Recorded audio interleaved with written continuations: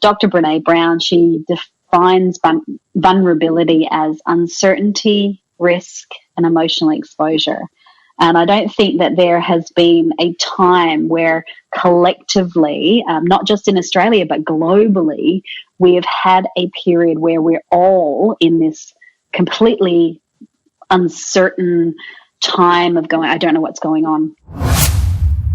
That vulnerability, that, failure, that uncomfortableness is actually just part of the process. It's not something to be afraid of. It's not something to walk away from. It is part of the process. And if you don't go through that, you're not growing and learning. Resilience is definitely something that I've had to develop throughout my life, through many different challenges. So I think, if there's any advice that I can give to people going through this is actually just recognize that there is fear, recognize there is grief, recognize also that there is excitement and opportunity in this as well. Welcome to the Get Invested podcast, where we share great conversations with experts from all walks of life to uncover their secret know-how on where they invest their time, their skills and their money, and the benefits that this has created. You see, the truth is that everyone invests. Every minute of every day, we're investing our time, our skills, our energy and our money in something. Some of us are investing consciously, some unconsciously, sometimes for good, sometimes for bad, and sometimes for no impact. Get Invested will help you to start living by design, not by default. I'm going to help you to make it happen, not let it happen. You'll hear the top tips on how you can live with conscious intent so that you can live more, work less, and leave a living legacy by investing now. Listen to the show to discover the top tips on how to get started, make the most of your investment journey, and ultimately to be living your dream, not someone else's. More episodes can be found on iTunes or at bushymartin.com.au/get invested. Thanks for listening, and now let's get invested. Hi, freedom fighters. Do you feel vulnerable? Do you feel like you're drowning in uncertainty? Do you often feel anxious and worried about what seems like an ever-growing, ever-changing and never-ending wave upon wave of risks and threats? You're not alone. While the future often feels daunting, let me ask you some other questions. Do you know what the weather is doing today, tomorrow, next week or next year? Do you know someone close to you who's been diagnosed with cancer or a terminal illness and you don't know whether they're going to survive or how long they're going to last? Have you ever lived through a natural disaster or been made redundant? Have you or do you know someone who's struggled through infertility? Chances are that you've experienced one or more of these challenges. And uncertainty and adversity don't discriminate. If you're alive, you're going to have to, or you've already had to, deal with tough times. The only certainty is that we live with constant uncertainty. The only difference now is that every single one of us on the planet is experiencing and trying to deal with radical ongoing uncertainty all at the same time. Radical uncertainty and rapid change are on a global scale, and our fear and anxiety is constantly fueled by the 24/7 mainstream media fear factory newsreel. In trying to cope with the grief of losing our current lifestyle and the fear of our future anxiety, we're constantly told to work through and accept the old 5 stages of change, from anger to bargaining to denial to depression and finally acceptance. We're told that this is normal and just to grin and bear it, that it is what it is. Now, I know all this means well, but I'm concerned that this type of thinking leaves us feeling like victims, where we're all left feeling totally overwhelmed by the journey ahead and powerless to exert any influence over our situation whatsoever. Now, I don't know about you, but for me, we don't need to be told how bad things are anymore. We already know it. What we need most is hope and purpose. We need a journey through all this anguish and uncertainty. We want to take control of the grief and anxiety that we're feeling. And history demonstrates time and time again that you can rise up from adversity. Countless others continue to demonstrate that it's possible to make yourself think and act in certain ways that will help you to navigate through tough times. So what separates those that survive from those that thrive during times of crisis? Well, repeated university studies revealed two differentiating qualities: individual resilience and group culture. Let's start with resilience. Resilience is the ability to bounce back quickly from life's difficulties and challenges. It's not what happens to you, it's how you respond that's key. And the good news is that resilience is not something we're born with, but something we can develop as a skill and a habit. Now, it was building resilience that allowed me to grow from burned out, broken, and completely broke over 20 years ago to now living our great lifestyle and allowing me the privilege of sharing our know-how to help others to secure their future through safe, affordable property finance strategy. So to help you build and strengthen your resilience, I want to share 3 simple approaches that successful resilient people adopt.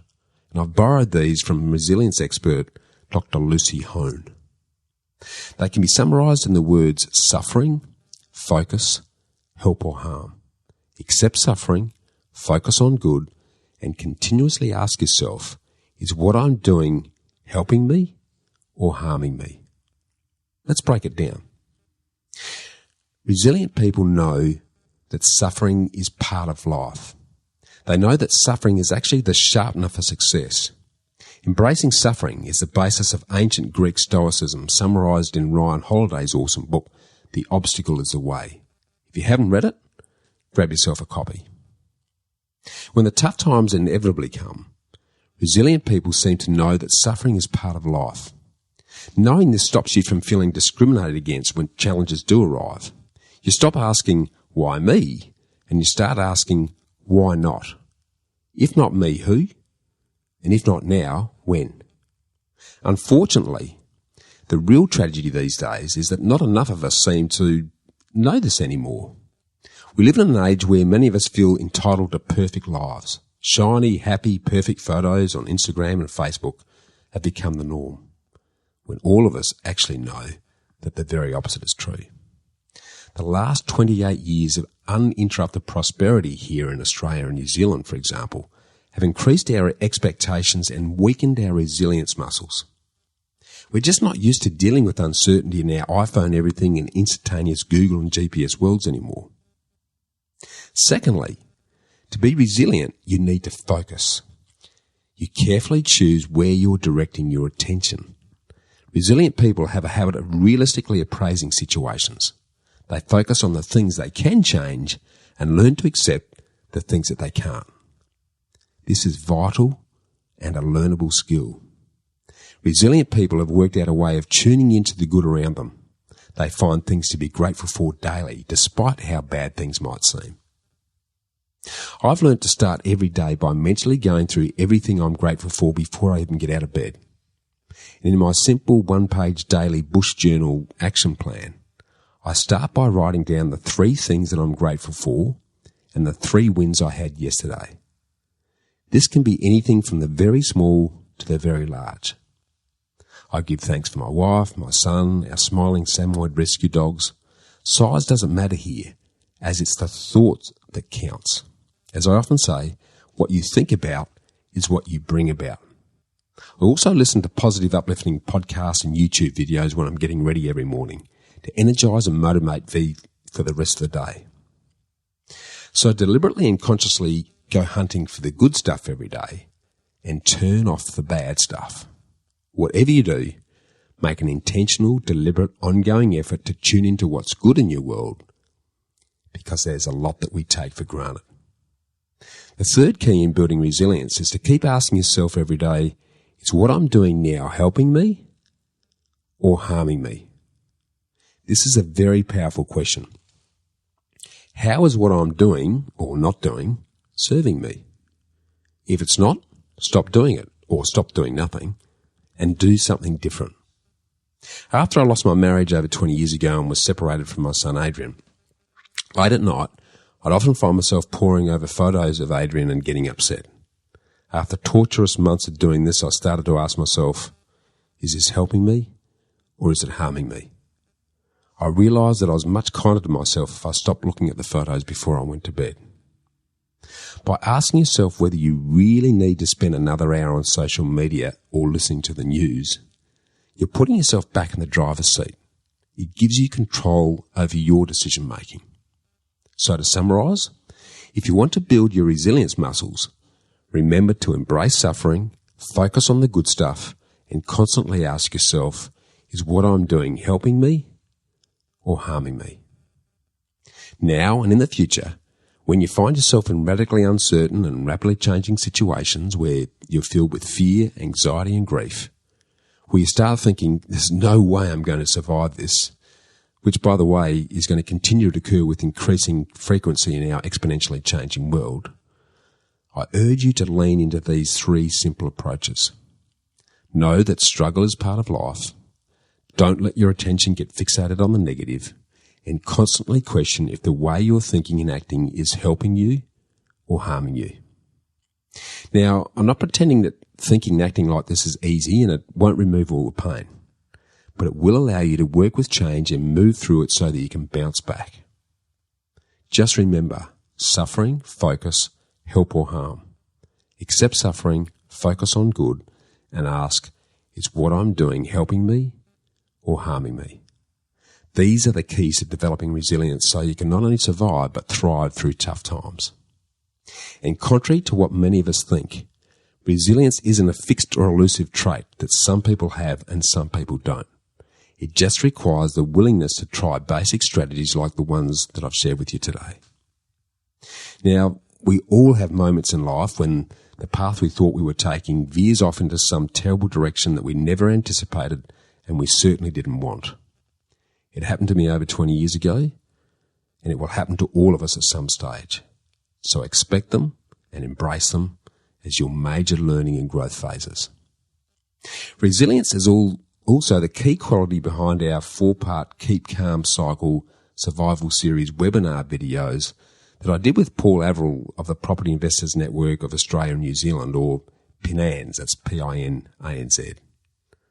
On them, we discuss in detail a full raft of survival and growth strategies that you can implement to stretch your cash flow by cutting costs, activating savings, leveraging other people's money, and managing your mindset. To get all the details on all of your options, just jump on the links on our website at www.knowhowproperty.com.au/blog, or join us on Facebook in the PINANZ group, that's the PINANZ group, and join a safe community of fellow homeowners and aspiring investors where we can all learn from each other. Now, I normally don't do this, but one of the key takeaways I encourage you to action is that if you haven't refinanced your home and investment loans for over 18 months, then call our Know How Finance team or another good savvy finance broker now while you still can, as we're reducing home loans cost by up to $1,200 a month.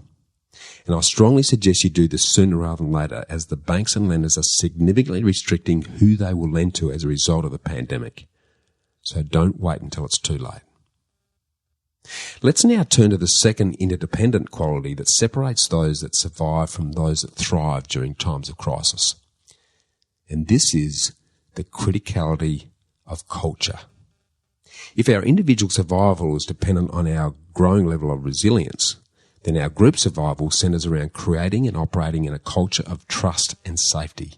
In times of need, and when no one's looking, has everyone you know really got each other's back? Is it okay to fail and learn and grow from your mistakes, knowing that everyone around you is supporting you and committed to you without fear or favour? As social animals in our globally connected world, our very survival will revolve around the strength of our cultures. Does your family, your workplace and your community all operate in what Simon Sinek calls a circle of safety based on open honesty and trust? If not, how can you help create a circle of safety culture? Well, this is where today's guest Michelle Holland comes in. Michelle's a self-professed culture warrior and a recognised thought leader in the organisational culture space.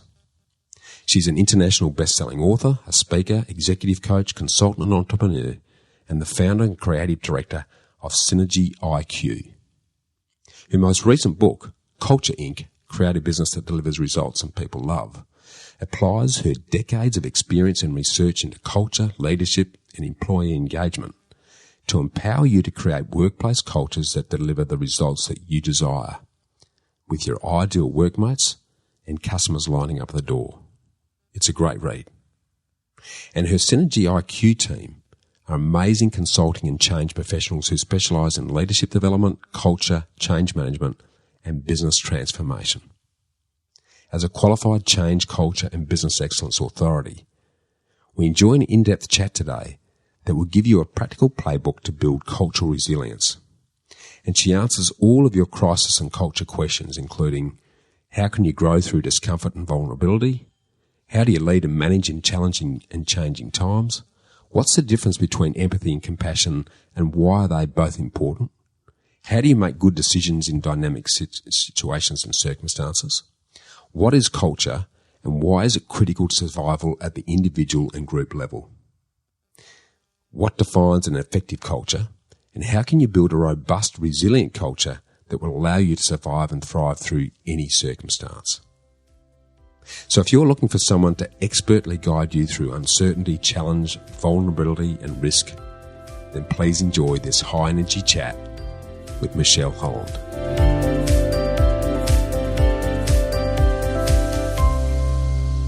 Welcome back, Freedom Fighters. Now, in times of radical uncertainty and rapid, all-encompassing change, the very fabric of our cultures are under threat. When I talk about culture, I mean some of our values, traditions, beliefs, interactions, behaviours and attitudes.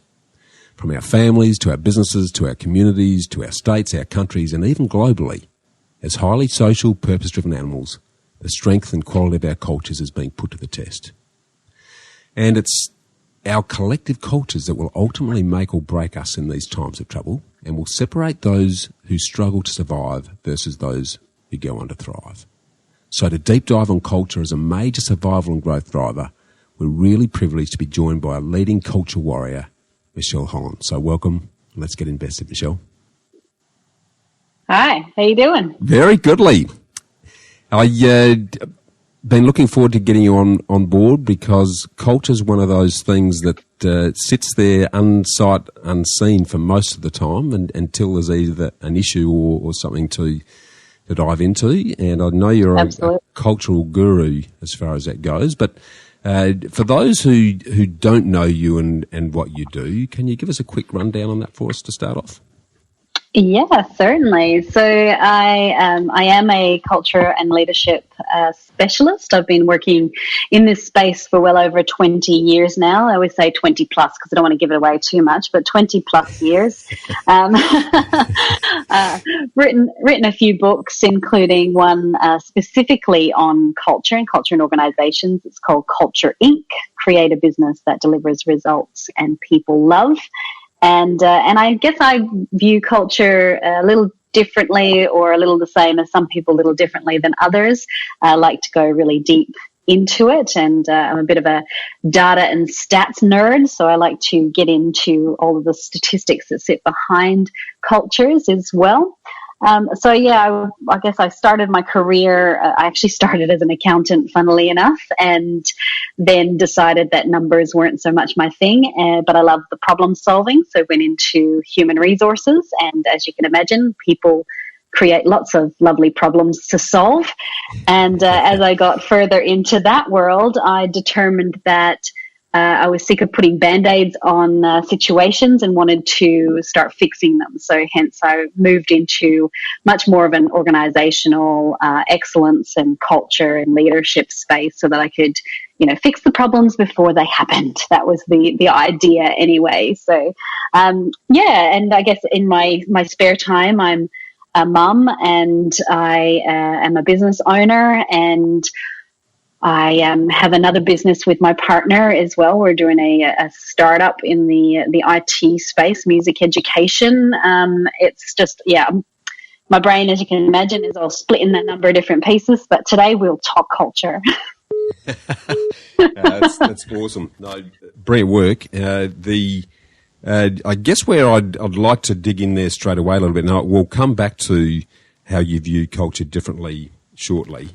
But what I'd love to do early on is just to delve into those initial choices and where you invested your time and your interest, because it's in my head I'm going, right, there's quite a difference between being an accountant and sort of moving into organisational change and leadership.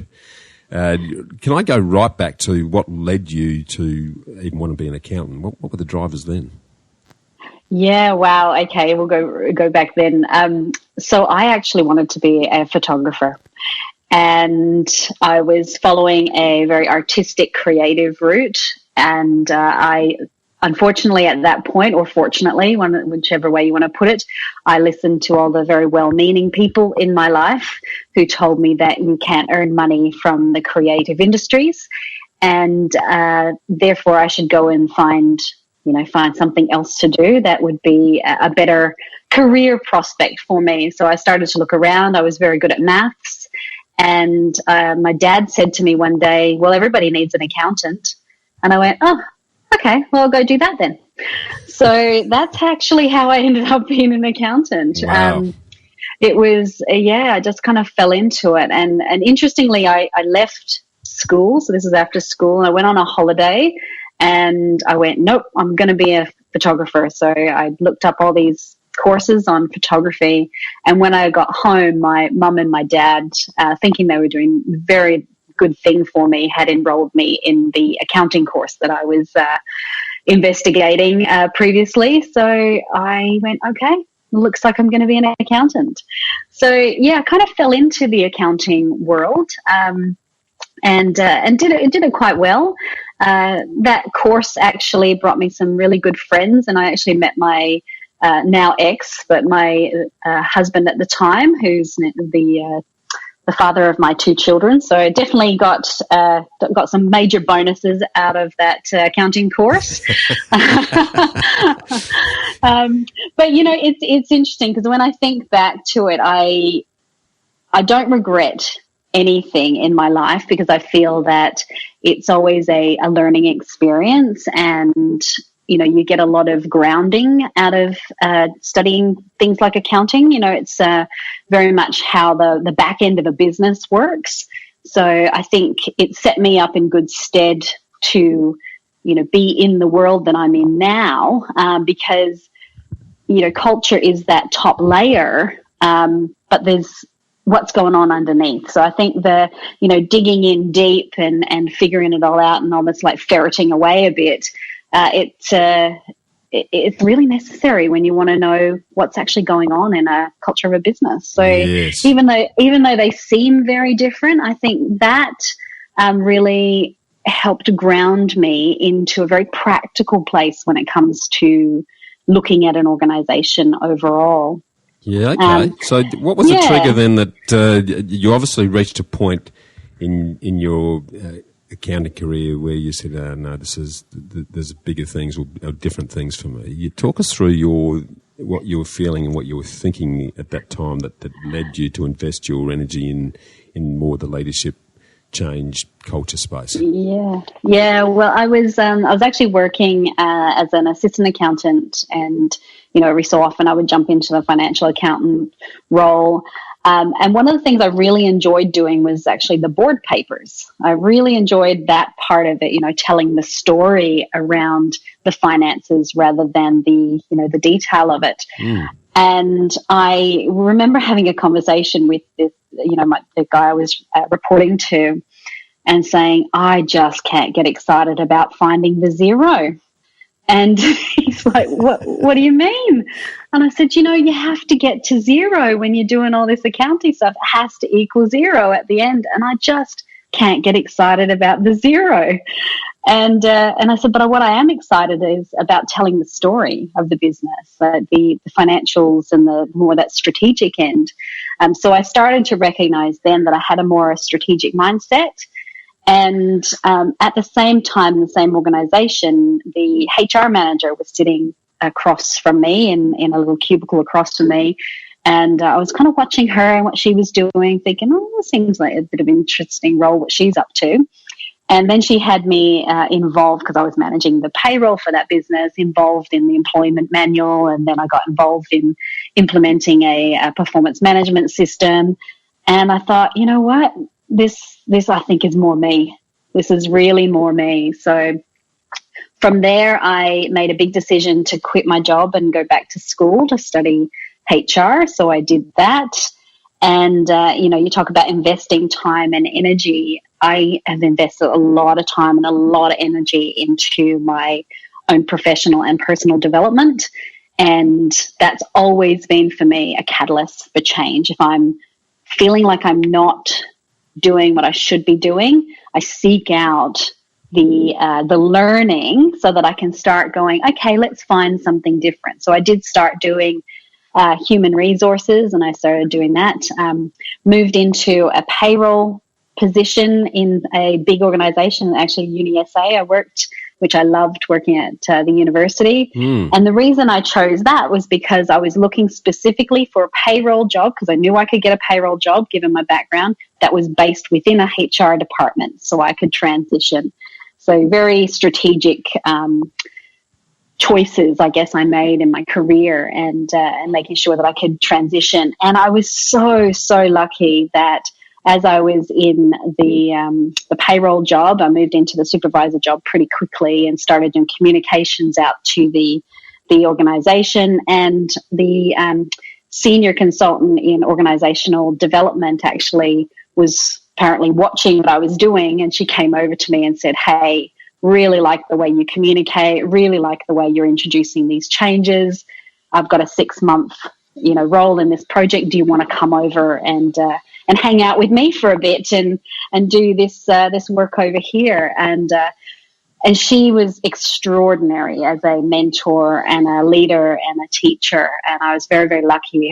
Her name's Irma Ranieri, and she's actually she's now the Commissioner for Public Sector Employment here in South Australia. So she's done all right for herself as well. But I was very, very fortunate to have a very good grounding in strategic workforce development and organizational development, and also an amazing leader, and a female leader as well. So that was great grounding for me. Tell me, why would you define her as an amazing leader? What were her qualities that you thought would stand out to you? I think one of the things that I remember the most about Irma is that she always she cared. That was one thing. She actually really cared about me and my career. So it wasn't just here, go do this job kind of thing. She actually did care about me and my career. She was willing to take a risk on me as well, and she challenged me. So I remember one situation where I walked into a room to deliver a workshop on performance management in the university. And I think it was my very first workshop that I was delivering. I was all very excited, and I had this room full of people talking to them about performance management. And I happened to have one of the professors of employment relations in the room who was not very nice in their questioning of me, this very new person in performance management. And I came out of that session just, feeling quite destroyed and going, this is not going to be for me. I can't do this. And I spoke to Irma about it, and she said, no, you can do it and you will do it again. And I'm like, no, I can't do it. And she said, yes, you will. You've got one next week, and I'm booking you in and you're doing it next week. And I'm like, no. And she's like, yes. So she's very much a get back on that horse. Love it. And I could have very well just gone, no, this is not for me, quit, I'm out, done. She wouldn't let me do that. She said, no, we'll work together. We'll build your confidence back up again. You'll walk back in that room. You'll own it. Here's how to facilitate, those kind of questions, and it'll be fine. And it was. So yeah, that's great leadership. Not allowing you to back out when you want to back out. And I think also it's seeing potential beyond what the person can see for themselves. It's that's a pretty rare quality, and to create a framework where you're able to fail, but that's just part of the learning, is what I'm hearing. Part of Irma's approach there.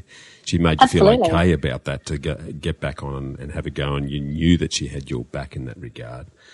So, Yeah, absolutely. And it's interesting because when I reflect on that time, being a little bit more experienced now and learning a lot more about the journey, she was a person that knew that vulnerability, that, failure, that the uncomfortableness is actually just part of the process. It's not something to be afraid of. It's not something to walk away from. It is part of the process. And if you don't go through that, you're not growing and learning. So I think, when I reflect back now, she was putting that into action, and I didn't know it at the time, but I do now. Yeah, and a very important insight for the times that a lot of us are trying to work our way through is accepting that fear and uncomfortableness is actually a part of growth, and not to run away from it, but to embrace it as part of the learning and helping us to become the person and a better person on that journey. Yeah, that's awesome. Yes. Yeah, brilliant. Absolutely. So you spent some time with Irma. Take us on the rest of the journey, because you've obviously had some interesting challenges along that path to get you to where you are today. Take us through the rest of the history from that point on. Yeah. So I guess, for a period of time, I was very much trying to figure out what part of human resources I wanted to get involved in. Right at the beginning of my HR career, it was all strategy and organisational development. But I knew that I needed to get broader, so I jumped into doing training and development. I jumped into doing workforce planning, employee relations as well, industrial relations. I went into an industrial relations team for a while and spent, countless times sitting with industrial commissioners and learning all that sort of stuff.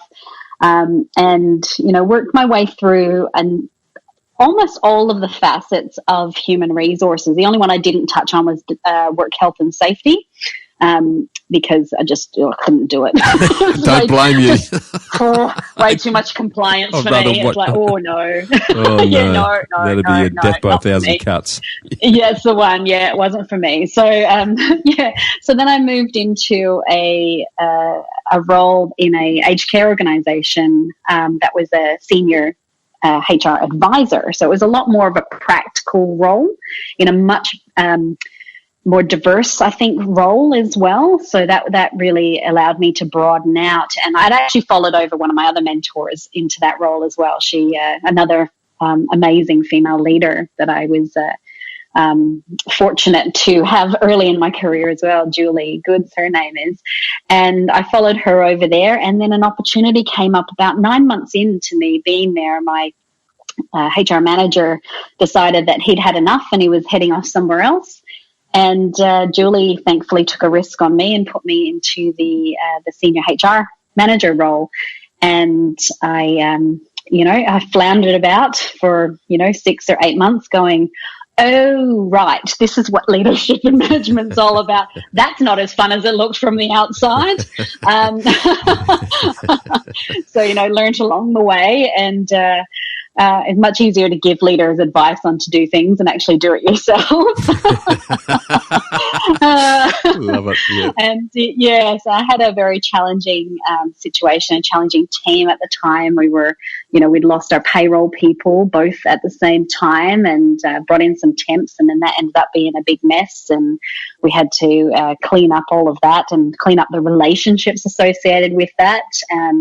So, it was a really challenging period of time, for me as a very new manager, trying to manage a team of, I think there was 13 people in the team. I learned a lot. I call that my management boot camp, because it was a lot of learning, a lot of struggle, a lot of discomfort, a lot of work as well. It was a not-for-profit organisation, so there wasn't a big budget, so we did... I did a lot of volunteer work for that organisation. And it was a big struggle. And I got to a point where I was exhausted and I just couldn't do it anymore, and started looking for something else. And I wanted to get more back into the strategic side of the world. I was sick sick of the day-to-day, the transactional, and it was just bleeding me. So I found a role in local government. That was an organisational development manager role. Walked into that one and had a team, a very small team. It was only a team of 4 people at the time. But I thought, that's great because it's organisational development. I only need a small team. Little did I know until I walked in, it was actually the full HR scope that I was doing in that with those 4 people. I went, hang on a second. One of those bait and switch kind of moments. Here's the real deal. Yeah, that's right. That's right. So again, there was a few challenges there, but I actually really loved the industry of local government. I didn't think I was going to. I've kind of tried to steer clear of government, but I've really enjoyed that local government is about building a community. It's really about looking forward into the future and how we can build this community and support the community and get more out of it, and growth and development. And those are all sort of fundamental for me. So I really enjoyed the industry, and the CEO at the time was a very innovative and dynamic CEO. So he gave me a lot of rope to play with, which was amazing. And I was able to build a fantastic team there. And we did some really, really, really great work. And then that CEO left, and the change of the guard always is an interesting thing in organizations. They ended up heading in a direction that I decided wasn't really the direction that I wanted to take my career in. So at that point I was going, okay, what's next for me? I've done the senior HR role for quite some time. I've been able to really dig into strategy in this organization, really dig into creating a culture that we were proud of, a leadership approach that we were really proud of. And I was kind of seeking what was next. So it was either go into a more senior role, like a GM role in a big organization, or a sort of a CEO role in a smaller organization, more senior executive. And I applied for a job and actually got almost to the end of it. And on paper, it was probably my ideal job, and then realized it wasn't what I wanted to do. So at that point, I went, okay. Let me jump straight in there. Because that's most people would follow their ego and go, right, I've got this job, I've got the title, I'm king of my own little world, because I've been there and made similar decisions at times in the past. So I'm really interested to understand, what was your thinking that said, well, yes, this is where I've sort of been tracking and heading, but for these reasons, and I'd love you to expand on those, I've suddenly worked out that this is not for me. This is why I'm going to invest my energy in this direction. Can you talk us through your thinking and feelings at that time? Yeah, I think there was many different thoughts, I guess, of going on. If I'd taken the job, I would have made it my own. So I would have got a lot out of it, and I suspect that career pathway would have been amazing as well. At the time, I was in I need something different point. I felt like I needed a different kind of challenge. So, the role would have offered its own challenges, but it was still in the same sort of sphere as I'd been in previously. It was still in management. It was still doing strategy. It was still in, an organization that was quite a community focused organization. And on paper, it was a great, great role. But I think the thing that kept coming back to me was, I'm not as excited about this role as I should be. And trying to figure out what that was. And I think for me, I'd always in my mind had this idea that I wanted to start my own business. I wanted to get out there on my own. I wanted to be able to apply my skills in a broader way. And I wanted to build a business. I wanted to give that a go and see what that was like. So that's what I did. I kind of went, all right, it's time for something different. I think it's interesting because I'm trying to reflect on the actual moments or the behaviors, the decisions that was made at the time. But I think it was really, I have a tendency to get bored quite quickly, and I like to challenge myself in different ways. And I'd gotten to a point where I felt that I was an expert in what I was doing at the time. And this new role was only going to deepen that expertise, but it wasn't going to broaden it. So I'm a firm believer of, in discomfort comes growth. So I challenge myself. And I'm a bit of a risk taker. I didn't think I was, but when I reflect back on all the things that I've done in my life, I've realized that I am actually a risk taker. So I was like, it's time to do something different, Michelle. You need to get out there and put your money where your mouth is and see if you can be an expert in a different way. Let's delve into the financial cliff that I'm sure you would have jumped off at that stage as well. Yep. As most of us do when we make that. When we sort of throw away the parachute and jump off the edge, because there's not just the building the business; it's actually surviving long enough to come out the other end and then flourish in the business. How did you tackle that? Because that's I think one of the big barriers to a lot of people doing their own thing.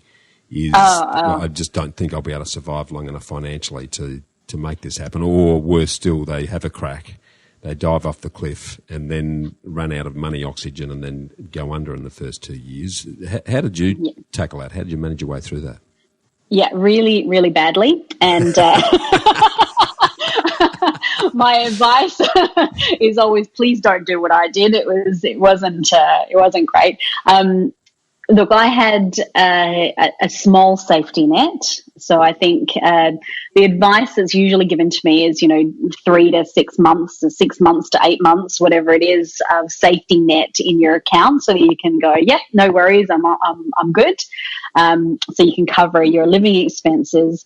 I think for me, I had a small safety net of maybe a couple of months worth. I had a couple of months of annual leave saved up as well, so I came out with a couple of months of that, which really should have seen me through for quite some time when you break it down to just living expenses. My bigger issue is that when I'm looking at living expenses, I was looking at, the expenses that I was currently spending on a very nice income, not on what I actually, the baseline needed. So that was one thing I think for me that, when I'm advising others, it's like, think about what your baseline is and just make sure you're not spending that extra stuff. Do you need that holiday in the first year, etc. But, I went out there all guns blazing, tried to get in as many jobs as I could. I actually burnt myself out in that first year as well, trying very hard to create something from nothing.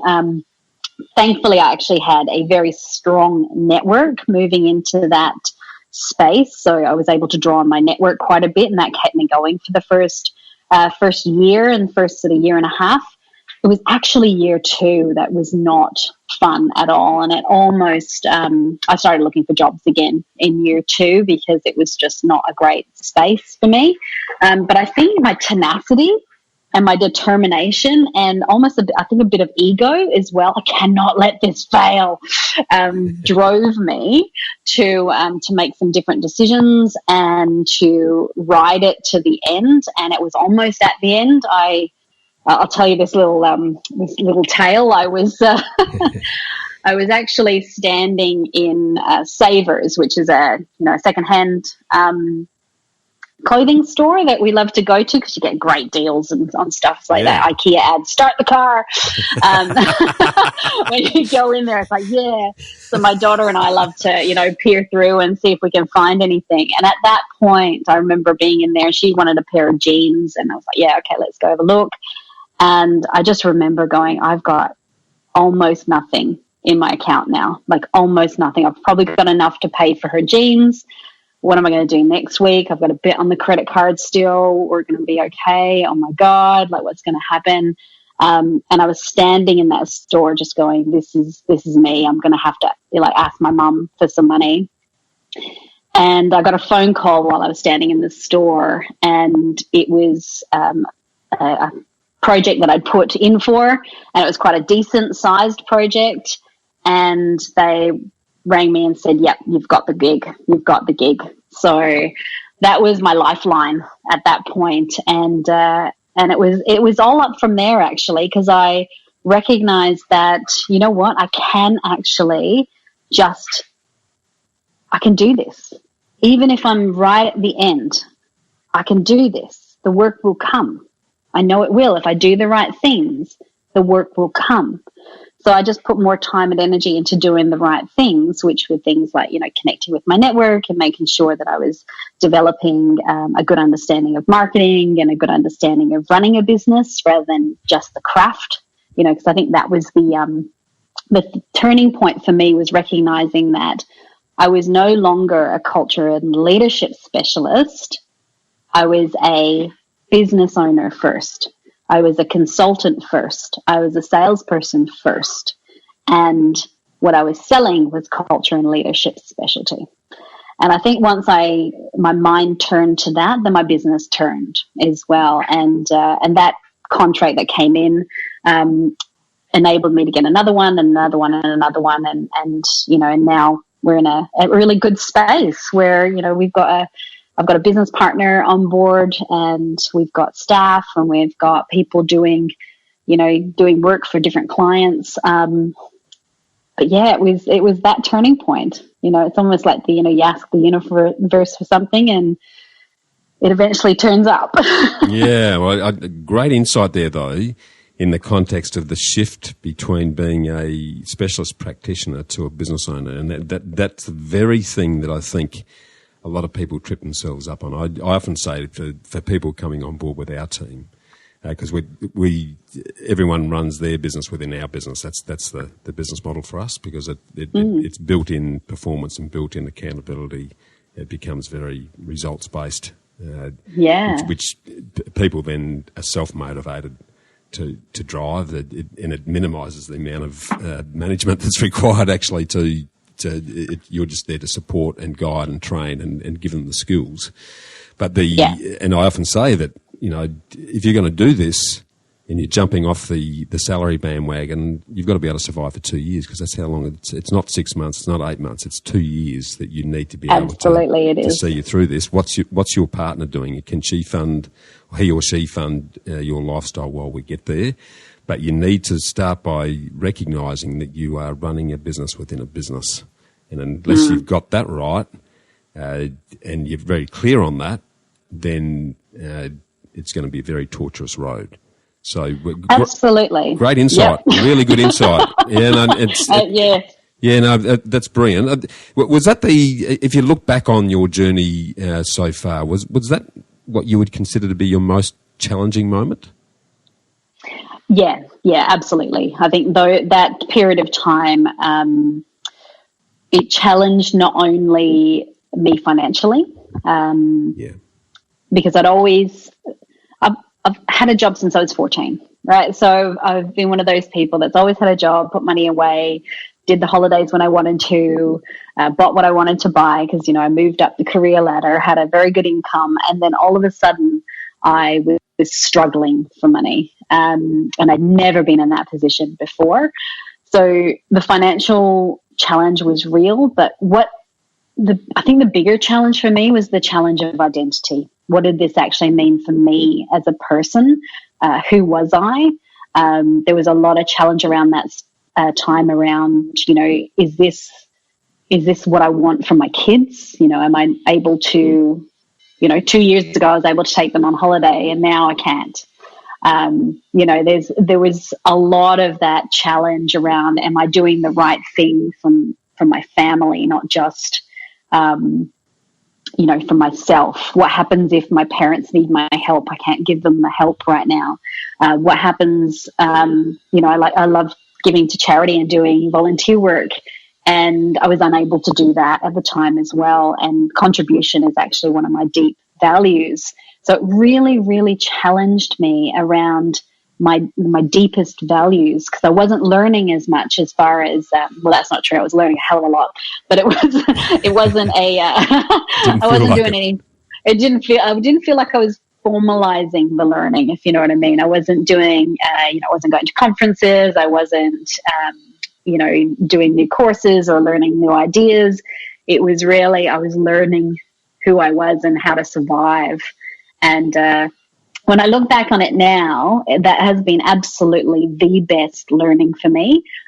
This whole response, for COVID-19 that we're going through right now, my business has taken a big hit because we are, 50% of our business is face-to-face in training rooms and, groups, etc. So it's taken a big hit. And I think, that situation a few years ago when I was early in my career as a consultant and business owner, has set me up so I know that I will get through this.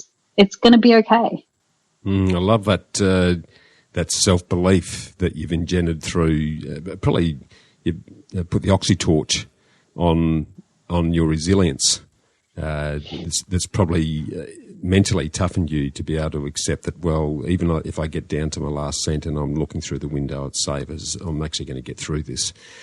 Yes. That tenacity and that resilience, has that always been there, or is the situationally you've sort of grown that muscle? I've definitely had a good base of tenacity and resilience, as you said. I think that is a good base in that. My mum and my dad were both, good role models in that. My dad was a business owner himself. My nan was a business owner. My great nan was a business owner as well. So, she would be, what would she be, like 105 this year if she was still alive. So, you think back, she was a business owner when women weren't business owners. Yeah. So it's in my blood, that part of it. It is in my blood.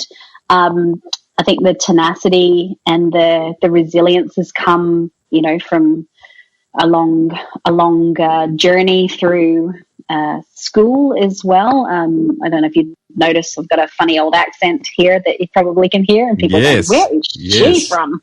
What is that accent? I get that a lot. I quite often have a bit of a pop quiz bingo in my rooms, and somebody wins a chocolate who can guess where I'm actually from, but it's Canada. I'll just give that away. Awesome. Well, I thought you were Canadian. I was going to bring that up at some stage, but I wasn't going to insult you by calling you American, because I know that is an insult. No. But, God, particularly now. Yeah, that's right. That's exactly I think Americans are saying they're not American right now. I love it. No, that's awesome. Yeah. So when I came over, I was very young. I was 8.5. I think I came over with my parents, and consequently going into school with a very funny accent, I was bullied quite badly in school, and that period of time, all the way through high school, I was bullied, and that I think builds your character. It rips you down because you have to rebuild yourself, absolutely, but it rebuilds your character into somebody different. So resilience is definitely something that I've had to develop throughout my life. Through many different challenges, and and it's interesting when I think back to those years. Our business mission is actually to help leaders create world-class businesses where people are safe, valued, inspired, and fulfilled. And that safe and valued really comes from me not feeling safe or valued when I was young, not by my family. They were amazing. They were my safety zone, but actually out in the world. And, and it was literally just because I spoke differently, and when I think back to that time, and I write a bit about this actually in my book, Culture Inc., because it really sparked my journey of going, it's not okay that people are treated differently just because they speak differently or think differently or look different or come from a different religion or come from a different background. It's not okay. That's just not okay. And why do we keep doing it? 30 years later, my kids are in school and they talk to me about the same kind of bullying that's happening in their schooling, and they see kids being bullied. Thankfully, they haven't experienced it the same way that I did. But yeah, they still see it happening, and I'm going, what the heck, man? What are we doing? What are we doing? Incredible, isn't it? I think the scary thing now, Michelle, is that bullying's become gutless because it's done remotely through social media. So you're not looking someone in the eye saying something, and anyone can be a hero when they're doing it remotely. We see it all the time, and it's actually become more rampant because of that. So, just as sort of coming back to that tenacity and resilience piece, because a lot of people right here, right now, are being challenged at all levels, personally, professionally. Lifestyles have been turned on their head. There's challenges and uncertainty around income and financial survival, given the pandemic's response and the forced brake that's been put on the economy. What would your advice and your suggestions be to the listeners around how best to tackle that? Yeah, it is interesting. I've been watching it with almost as a case study.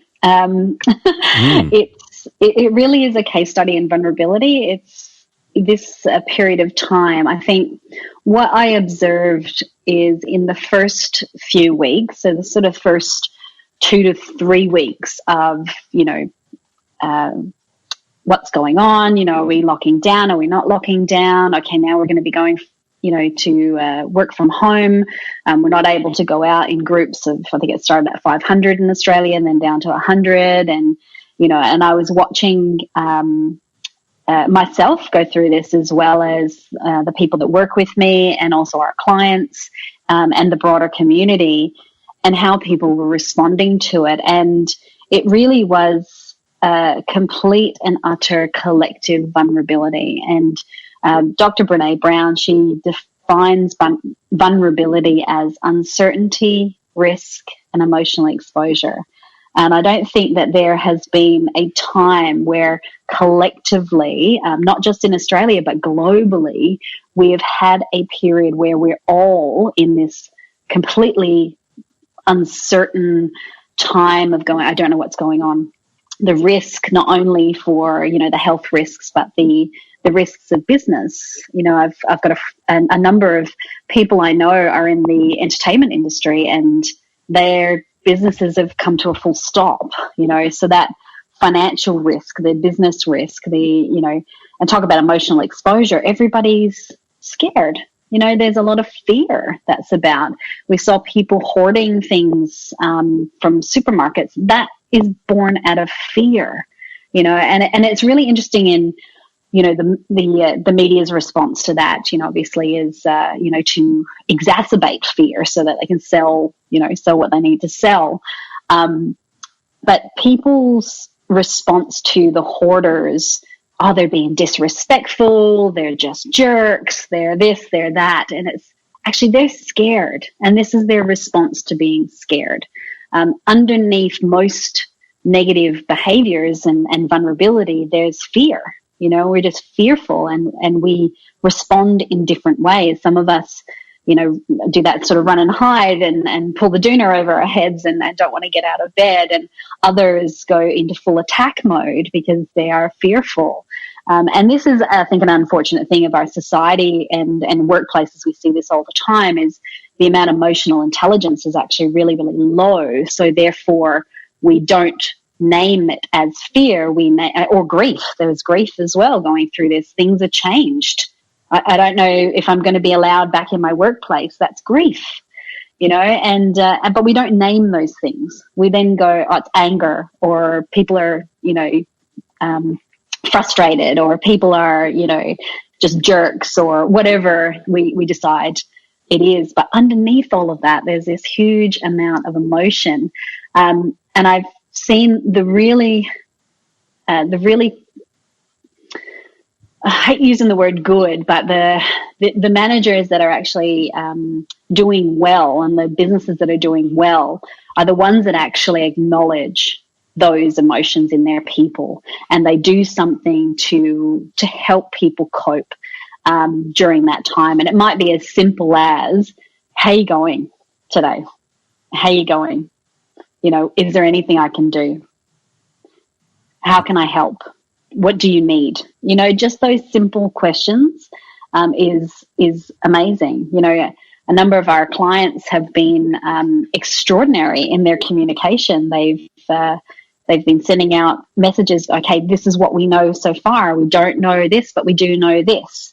You know, that's vulnerability. You know, I think the myth around vulnerability is that it's exposing and telling everybody everything about ourselves. It's not. It's about recognizing that we're in an uncertain time, that we're all a little bit fearful, that we're having to let go of things that we might not want to let go of, that we're going to have to take on things and we don't really know what they are yet. You know, that's vulnerability in leadership. It's being able to be there with your people within the circumstance, not excluded from that circumstance. So I think, you know, if there's any advice that I can give to people going through this is actually just recognize that there is fear, recognize there is grief, recognize also that there is excitement and opportunity in this as well in this time. One of the things I have noticed is that really early on, particularly, it's starting to shift a little bit now, but early on and particularly we were having only one-sided conversation, and that was everybody is upset about working from home. Nobody knows what to do. And that's not true. It's not true. There's a lot of people that actually really enjoy working from home. There's a lot of people that, you know, they don't go out on the weekend to every concert and whatnot. They're introverted and they like their time alone. So, you know, we were having a very extroverted conversation and it was only a one-sided conversation. I'm glad to see now that things are starting to get a little bit deeper and people are recognizing that, you know, I think this might be our new normal and it's going to be our new normal for a while. So how are we going to actually, build this in? And what are the really cool things that we're really enjoying that we can take into, you know, our new normal again once we've, you know, released the hounds and we're all back allowed out into the world again, you know? It's, you know, people are recognizing that actually when the rubber hits the road, their team members, their people and their businesses can actually respond to change really quickly. And when they're not being micromanaged on a day-to-day basis, they're actually much more efficient and effective and productive, and they can just get on with it. So there's a lot of good that's going to be coming out of this period of time as well. And I think, you know, the advice is recognize, yes, that there is fear and there is grief through this period, and help your people through that. And also recognize that there is a huge amount of opportunity and good things that are coming through, and how can we leverage all of that? Yeah, beautifully said. And I think because you talked then about people who are actually enjoying this. You just described me, because I'm pretty much a caveman. I love to go. I love to create. I love to, and I need time and space to do that. So our business has been set up that way for years, very deliberately, and it creates the autonomy, the independence for the team, because I just get out of the way. Everyone knows what their role is, and as long as we understand that the joint contribution of that is what ultimately makes our business successful, how they do it, where they do it, and it's actually better for our lifestyle. There's a lot of positive opportunities going to come out of cementing relationships with your children, with your partner, because you're in closer proximity. It's made some massive changes. We've got a finance broking arm of our business, Michelle, and for years we've been hammering the banks around, why do we have to have a face-to-face conversation with someone to prove that they are who they are? Why can't we be doing that by remotely through technology to verify ID? Well, coronavirus has wiped that out. Now we don't have to meet you anymore to refinance your home loan or to get you a loan to get into property. They've actually onboarded that process out of necessity. So those things are really good. I think there's a lot of really healthy stuff that's going to flow out of this in terms of the way we live, the way we work. I think the big risks are potentially hollowing out CBD office buildings, because I think there'll be a big recognition that we don't really need to be doing that.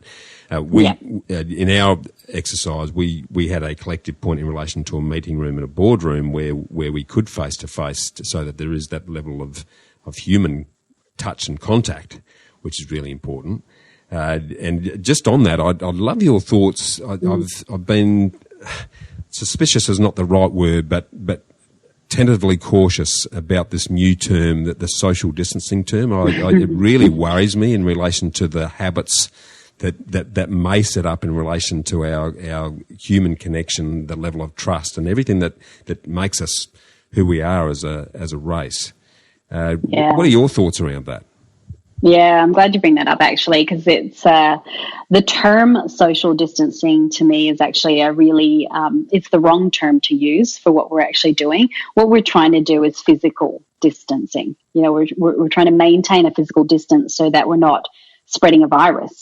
That's really what it's about. I think the problem is that a lot of companies already have social distancing in place, and it's called a lack of trust, right? So the unfortunate thing with this social distancing is people are going, okay, I need to make sure that I'm doing X, Y, and Z to have a social interaction on the weekend. I'm cautious of using that term as well, Bushy. I got to say, it's one of those ones that I think, oh, geez, it's setting us up for some bad outcomes, I suspect. But the physical distancing, I totally get. You know, as far as the science of it is concerned, it's right. Yeah. The terminology, I think, is not right, and we've been using it too much, and it does breed in our minds. We have to be away from people. We can't contact people. We can't connect with people. And that's just not true. We absolutely can. What we want to be doing is protecting our society from a virus that moves through people really quickly. So we need to stand apart. You know? 100%. And I think there's a danger that very subtly and psychologically, that isolationist, separatist approach could have some unfortunate consequences at the intimate individual level, but on the larger level. I'm sort of hesitant about the patriotism that may create separateness and create potential conflict, all based on the fact that as a species we actually need the physical contact. Absolutely. We need that level of connection. We are very social beings. So I think we've got to be very careful around the habits that form out of that. And you well described, it all revolves around trust, because if there isn't that level of intimacy at that level, then trust becomes a question mark. And if there's no trust in a community, then potentially we're in trouble. Yeah, absolutely. And I do wonder if, part of the reason that you see people rebelling against it, you see the protests in the United States, you see, Bondi Beach being filled up with people, all of those sort of things. And it's almost a rebellion against this social distancing. And I do wonder if they'd come out early on and spoke about it in a very pragmatic and practical way, that it's actually, we're physically distancing, we're not socially distancing, we're not disconnecting from people, we're just staying apart so that we don't transmit a virus. I do wonder if that would put something different in people's minds. But I kind of think, with humans, as soon as you tell us we're not allowed to do something, that's exactly the thing that we want to do. Yes. There's this rebellion aspect to the human creature, because we're made for survival. That's what we're made for. And one of the ways that we survive, we're hardwired for this connection because of that survival. If we weren't connected in a pack, back in the day, we would die. That's the reality of the situation. If we weren't connected to our tribe, we would die. So we actually are hardwired to be connected. It's whether we have to be, face to face across a table drinking coffee to be connected, or we can do a connection like this where it's more verbal connection, or can we, connect via Skype and Zoom and all the rest of the tools that they've got out there. Saying that, I do think that there absolutely is something about being physically present with someone else, another human being. There's a energy exchange that you don't get on the phone or on a Zoom or on a Skype or whatever. That I think is probably what people are craving now, are really starting to crave now, and will definitely start to crave the longer this disconnection or this distancing actually occurs. 100% agree. I'm a infamous man hugger. I just love to hug everyone. It's just a thing. And it's selfish in a way. It's just because I love just to, as you say, that energy exchange. There's nothing better than giving someone a massive hug. And that's man or woman. Any of the guys who know me, the first thing I do with everyone is give them a massive hug and lift them off the ground, and then that sets the tone. It really does set the tone. So I think the way we manoeuvre that back into our existence at the right time and the right way is, as you say, it's part of our survival mechanism as the group mentality. Tell me on a similar sort of subject, talking about the virtual organisation, and I'm talking here from a business who's been doing this for a long time, and it works very well for us individually and our clients for that matter. The way we're able to manoeuvre that to suit them in a time poor world. What do you think of given your cultural expertise? What do you think the impacts of this sort of sudden and large scale across the board virtual organisation come remote working is going to have on individuals, businesses and the community at large? Yeah. I think there's a lot of positive impacts. There's a lot of negative impacts, and there's, I think, some neutral ones as well that are starting to come about, which is, I think some of the positive things that I'm definitely seeing and hearing is things like, wow, our meetings are much more productive. We're keeping them to 40 minutes rather than the hour that we would have had before. So all of a sudden I've got more time in my day. Some of the productivity arguments for people, people are just sitting around doing their, laundry at home. I think this is some of the fears that managers have. The research actually shows that people are much more productive when they're in their a remote working environment, whether it be at their home or in a small office that they are remote from a bigger group. One of the downsides to that, though, is, and I'm definitely experiencing this, is when do you switch off? Like, when does work end and life begin? I've always been one for integration because, being a business owner and a consultant, it's very much integrated.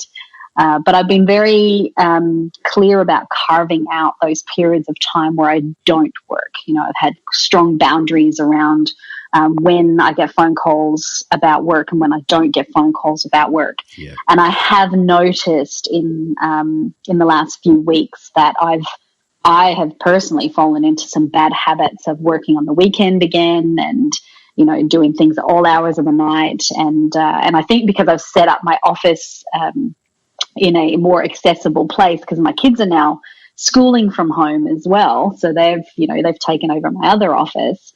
It's a lot more accessible. So, these are the impacts I'm noticing personally, but I'm also seeing them with our clients.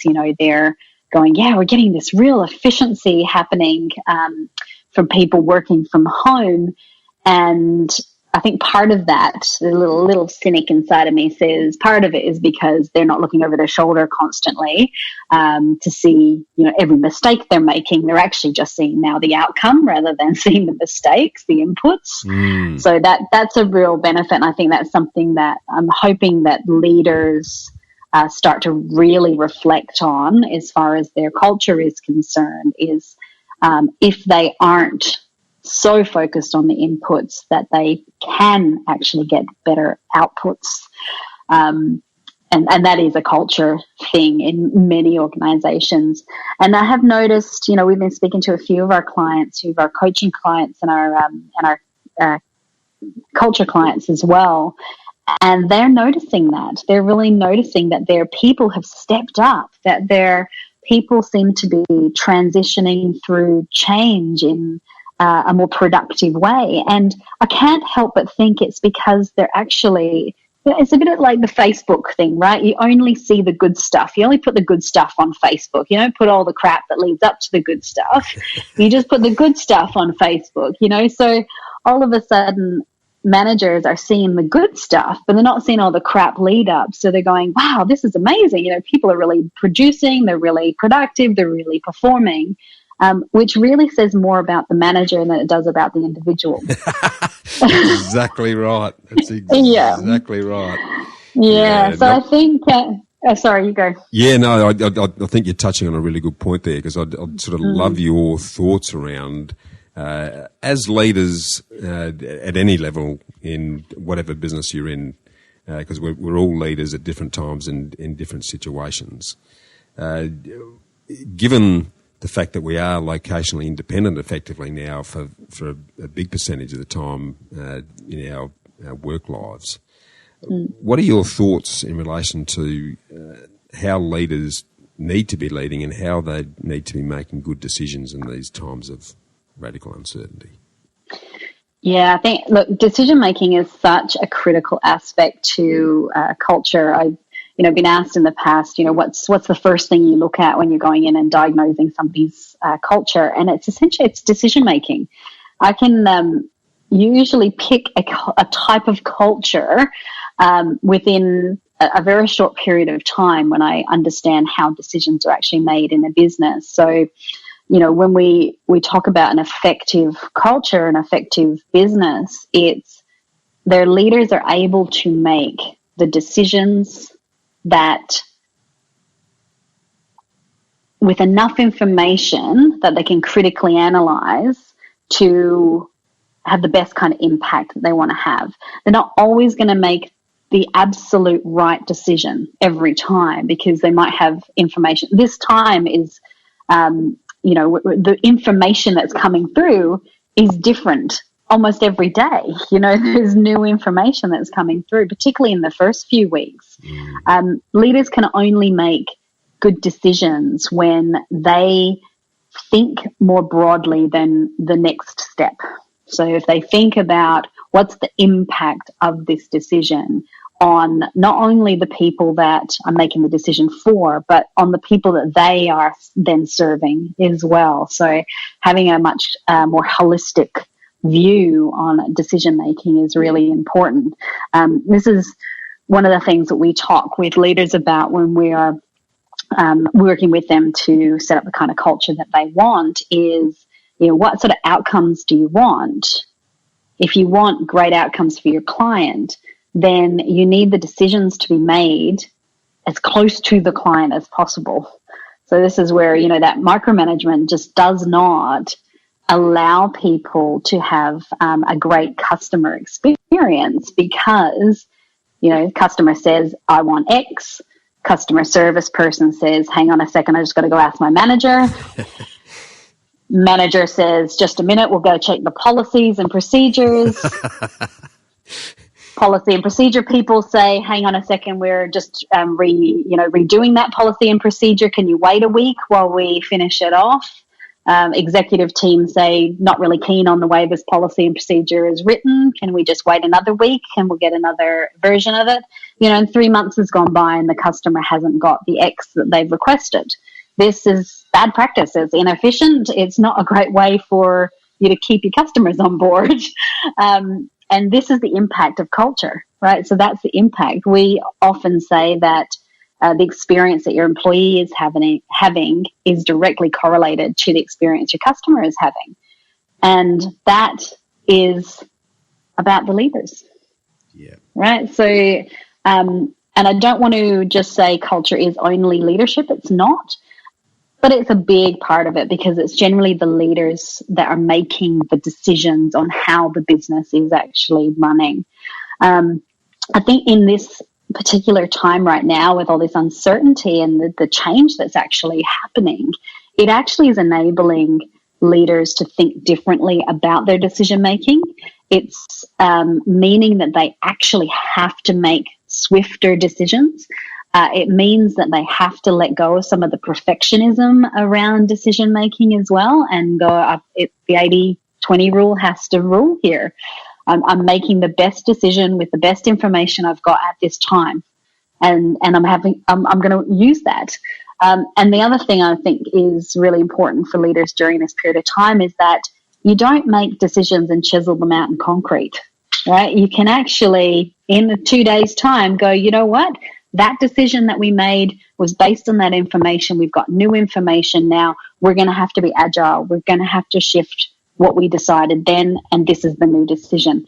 As long as they're getting their people involved, making sure there's lots of communication, delegating the decision making as close to the customer as they can absolutely do in good faith, then that is going to set them up for success in the long run. Yeah, and great advice. Absolutely, because we need to pivot and move very dynamically in the current sphere. And this will be this is a training ground. I think this is a massive wake-up call for all of us because we've had 28 years of uninterrupted prosperity, basically. Yes, there's been some shocks along the way, but they haven't really had a major impact on our day-to-day living. This has. Yeah. This won't be the last. I think what this is doing is actually honing our flexibility, adaptability skills across the board, and those that embrace that, and just like yourself, Michelle, have understood that it's in times of your biggest challenge that you learn the most and you grow the most. If we embrace that as part of becoming a better person, and we expect it, and we're ready for it, and our mindset is therefore more able to actually react positively with it, then there's some great opportunity that'll flow from this, as you've so well said.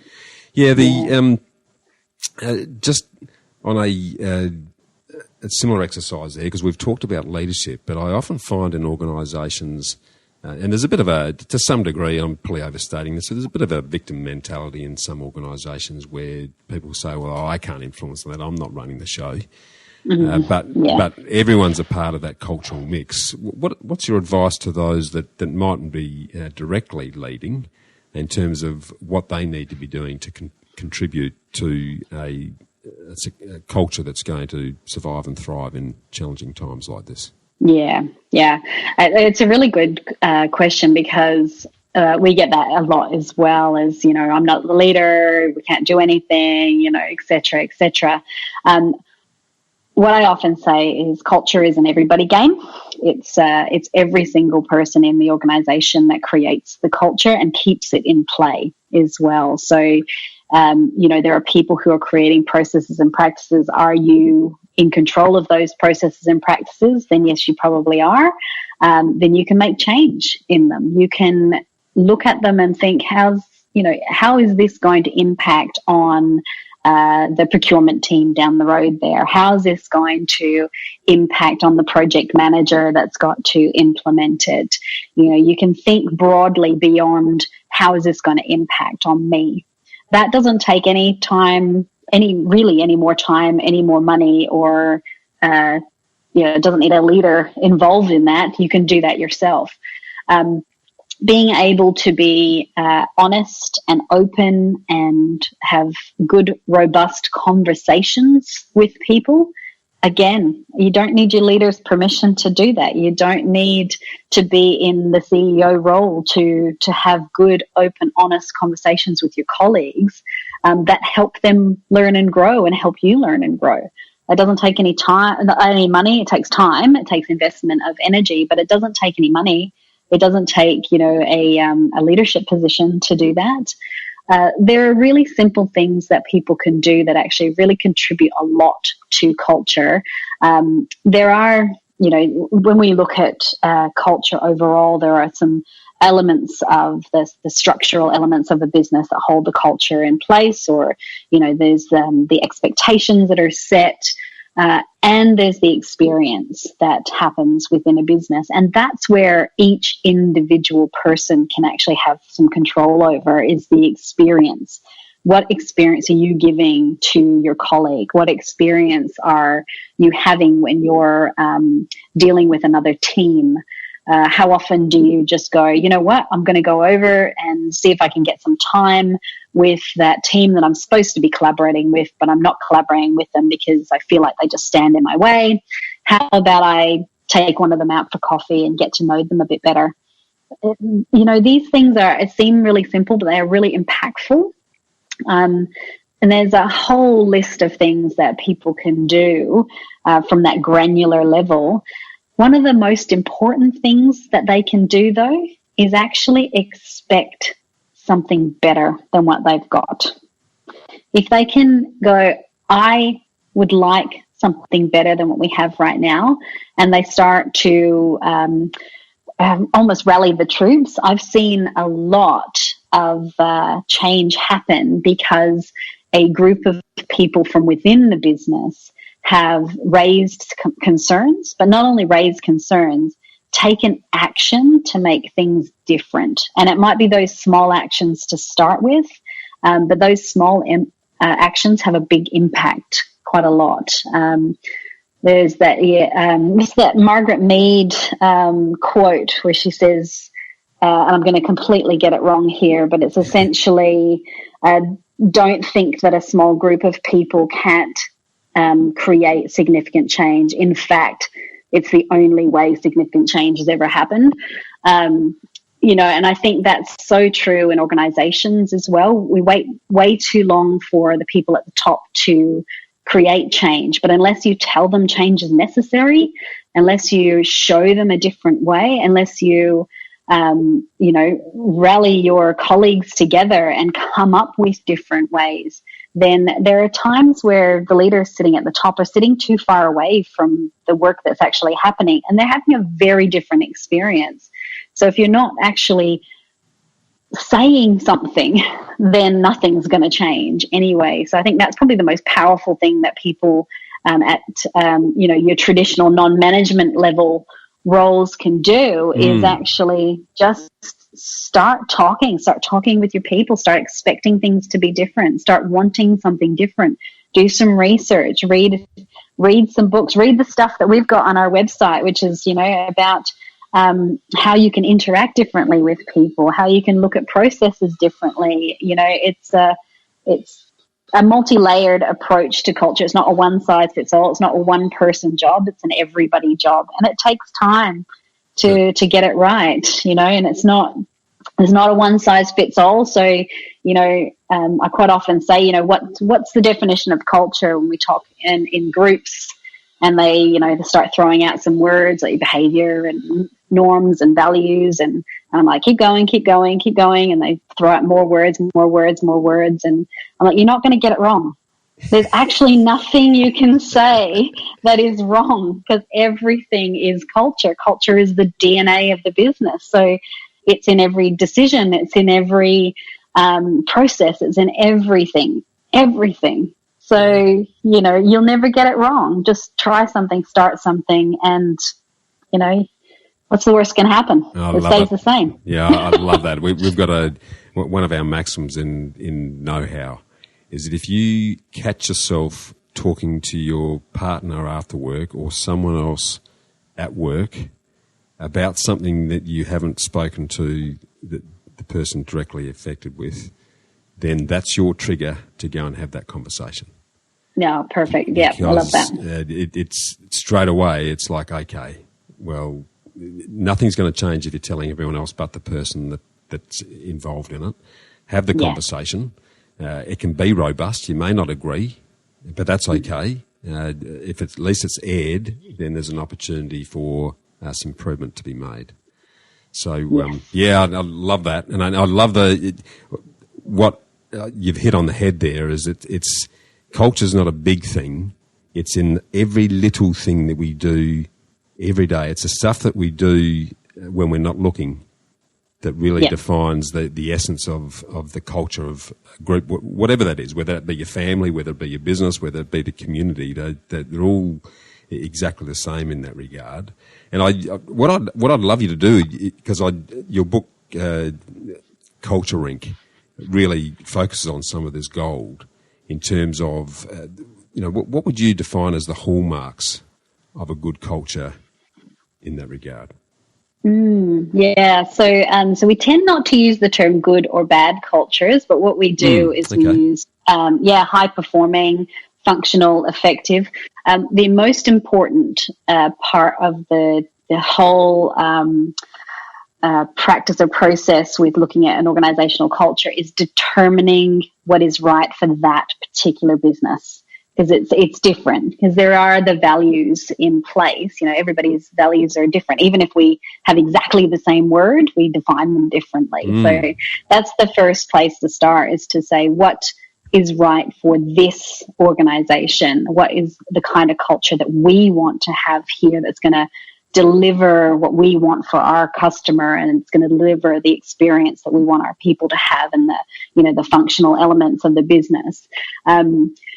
However, there are some commonalities to these kind of cultures anyway, and I'm yet to see a future focused ideal culture diagram without things like communication in there. And communication, it's one of those funny throwaway terms. People say, I want better communication, but they don't actually name what that is. To me, it's actually communication is two-way. I want to be involved in the conversation. That's actually what they're saying to you, not I need more emails coming through. It's I want to be involved in the conversation. So organizations with great cultures that are high-performing have two-way conversations with their people. Their people are involved, and they have input into actually the way the work is delivered, not just the work that is delivered. Their leaders are very skilled, and they're skilled at leadership and management. They're not just skilled in their technical field. A lot of, leaders in businesses are very, very good engineers or accountants or HR, professionals, not necessarily great at the skill of leadership and management. That's really important. Executives, the leaders, they make really well thought out decisions. Those decisions that can be delegated are delegated. Teams that are working together, they will actually work together and seek out collaboration because they know it gives them better results, not just because, collaboration is on the list of things that a team needs to do. One of the things I think that is really evident in great organizations overall is that honesty and candor. And it's not all about being, we don't use the word nice, right? So if you're being nice in a business, that's a problem. That's a real problem, because nice is passive. Nice means we're not having the conversations we need to have to get better results. We love candor. There's actually a book called Radical Candor by Kim Scott, who I'm in love with her right now. It's just, it's amazing. So it's great when you find something, you go, yes, that's exactly what I've been trying to say for ages. Thank you so much, Kim. Yes, love it. Yeah, but her matrix of candor and radical candor is just a matrix of to care personally and challenge directly. And I love that. It's great, isn't it? It's so perfect. And that's exactly what it is.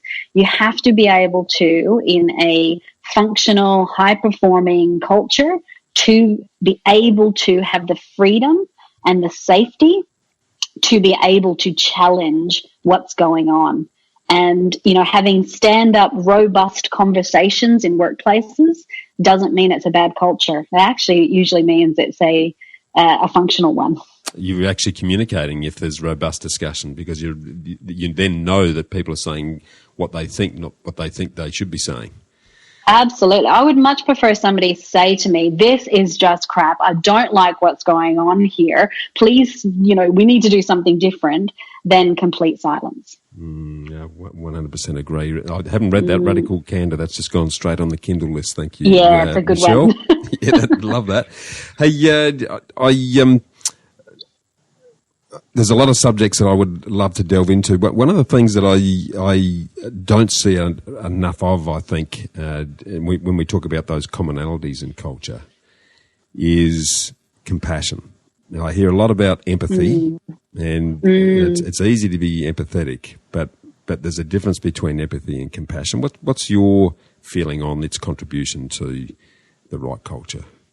Yeah, absolutely. Look, I think the definitions of empathy and compassion are really important for people to understand as well, because I think that sometimes empathy gets a raw deal that it's a soft thing, and it's not. It's actually quite an active thing.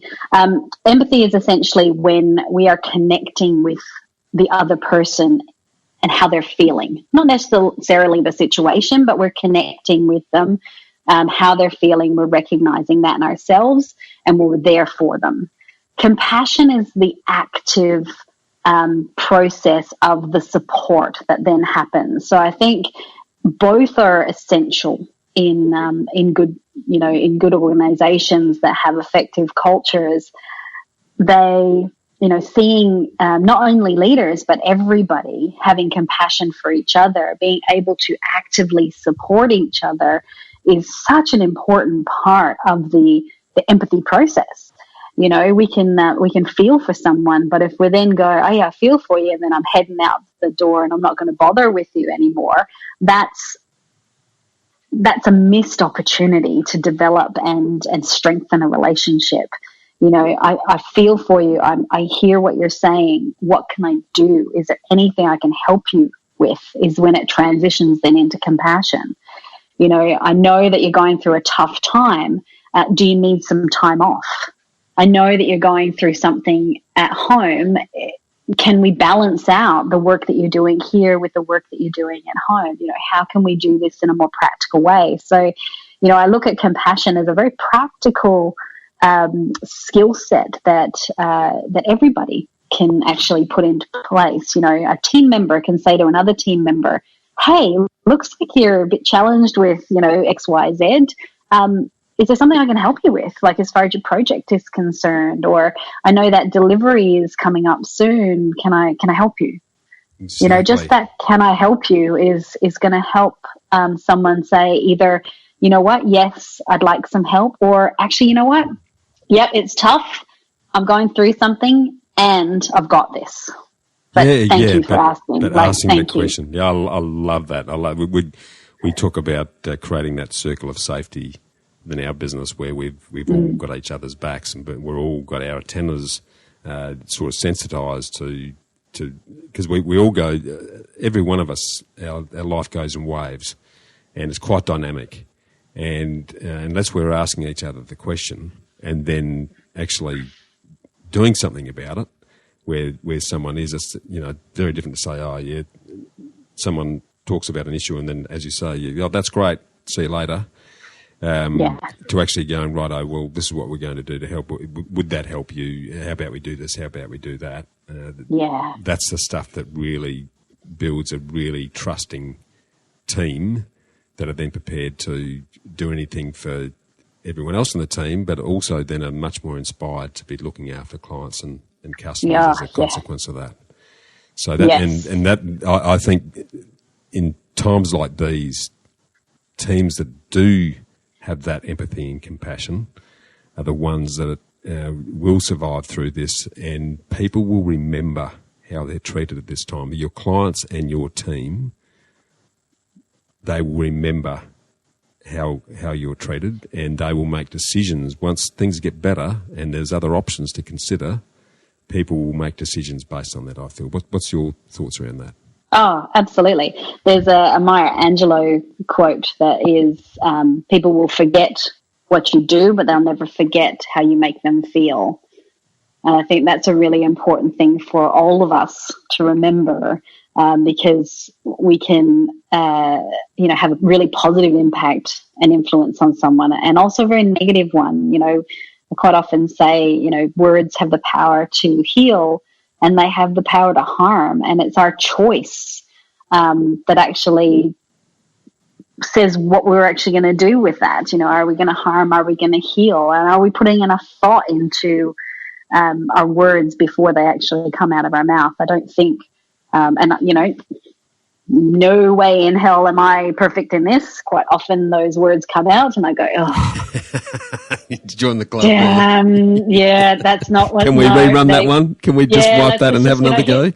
Absolutely. That's when you want that rewind button. You go, crap, I'm supposed to be a leadership and culture expert. That's not good. Right. Let's try that again. It is funny though, because I think, this period of time, as I said, our business has taken a bit of a hit as far as our client facing. But what it's enabled me to do is do all those things that, for our business that I talk to other businesses about and I help them with. We're getting our strategy really clear and communicating it more to our people. We're, working on how they are feeling and how they can contribute to the business. And, we're looking much more strongly into our onboarding and offboarding processes and, all of those things that I constantly tell our clients that they should be doing. Where, a little bit like the plumber with the bad pipes. Or the accountant who doesn't do his tax. Yeah, exactly. That's the one. Yeah. And I think we're all a bit famous for that. But, it's just this time has enabled us to go, okay, I'm actually have a little bit of time to focus. And because I can focus, my business is going to actually, and my people are going to reap the rewards and the benefits of this. And we have to keep this going. We have to keep this going. 100%. Yeah. Any final thoughts on how best to survive and thrive in radically uncertain and rapidly changing times, Michelle? I think it's communication. Like that's the top one for us. It's recognizing emotions in ourselves and others, and also communicating and just staying in touch with your people and just asking the question. Don't assume what's going on with them. Don't assume if they're, they've got a grouchy face on Skype or Zoom. It doesn't mean that they're having a bad day. Just ask them. They might have just gone, been bitten on the toe by their dog. That's right. You don't know unless you ask. So I think this is a really good opportunity for leaders in particular to start to really either solidify the relationships with the people that they're working with and or grow the relationships. Trust is built through those really small moments in time. So, take the opportunity to have a 5-minute, Skype call, have the opportunity to send a text message to a couple of your people, just going, hey, just checking in, just letting you know I'm here for you. That those sort of things are they're small and simple, but they actually do have a good impact. It's also really important for particularly going through a change. I can't emphasize this enough, to really check in with people that they know what they need to do. Just the practical thing. They know what they need to do during this time. If things have changed because we've had to put projects on pause or whatever, that they know how that they are contributing to your business, because we just want to contribute, right? That's really what we want to do. We want to contribute and be valued for that contribution. So make sure they know what they're supposed to be doing. Yeah, it's stating the obvious, but it's the obvious that often gets missed. So it's totally absolutely spot on there, spot on. Hey, I'm very mindful of your time. You've been very generous in sharing some wisdom with us, but I would like to pivot into the ambush session, which are just 5 quick questions that I make you tap dance on for answers that all the listeners want to sort of glean your words of wisdom on. All right. You ready for this? You on the starting blocks? I'm ready to ambush. Cigarette? All right. That's right. And you've given us... Is it the type of vodka yet? Right. That's right, exactly. The first one of those, and you've given us a bunch of great quotes already, but what's your favourite quote and why, Michelle? Yeah, I live my life by quotes, as you can probably see. Right now, the one that's in mind for me is "This too shall pass." Yeah. This too shall pass. Yeah, I keep that one on replay. Yeah, it's so spot on. It feels all encompassing right at the moment, but it's going to be a drop in the sea of time before we know it. So, the one thing I do know is that as we've all got a level of resilience, even if we don't believe it. And I think, unfortunately, we become so accustomed to certainty by, we can Google anything at our fingertips. We can go anywhere with a GPS. So uncertainty has actually become quite foreign to a lot of us. Yes. So yes, right. that muscle is withered a little bit on the vine. And so when we're thrown into a rapidly and dynamically changing environment with a lot of complexity to it, it's quite confronting. So reminding ourselves of this too shall pass is very sage advice. What about a top book that you'd recommend and why? Yeah, so I'm a massive reader. I read at least one book a week, so I've got lots of them. One of the ones that I recommend to people, and it's a bit of an unusual one, but I always recommend this one because I talk about it all the time in almost every conversation, is The Hero with 1,000 Faces by Joseph Campbell. Yeah. You aware of that one? Yeah. So this is, the hero's journey. And we were in a customer conversation with our team yesterday, and I spoke about it for our marketing. In our leadership courses, I talk about it. In, our culture change programs, we talk about it. It is the hero's journey. It's that sort of fundamental underlying humanness. And it also has one of my favorite quotes in it, which is, "The cave that you fear to enter holds the treasure that you seek." That's the very quote. I've done a bit of keynote speaking, and I always finish with that one because it's just, and then there is some absolute gold in that tome by Joseph Campbell. It's quite a tome, and I guess it really provided the framework for a lot of the talks I do, but also my book even. A lot of the storytelling in the way, in terms of communicating things in a way that will engage, is all threads back to the hero with 1,000 faces. So it's absolutely, yeah. I mean, it's one of those ones that you gotta get into and keep going through it. It was written in 1946, I think. So it's some of the language, and it is a very dense book. Yep. But the gold in it is just amazing. It is gold. I mean, it's got massive thud value. It makes a noise when you throw it down on the table, but it's really worth it. Worth going through. Totally. Yeah, awesome. This one's a little bit left field, Michelle. What's the top legal thing you've done to minimise the tax that you pay? Top legal thing, I like that. I think, and this is probably the answer a lot of people give when they're not all that financially minded, but get a great accountant. Yeah. But get a great accountant that actually cares for you and cares for your business. I think that's really important as well, that they're not just a person that's transactional. We had a couple of transactional people in the past, and they didn't do what they needed to do.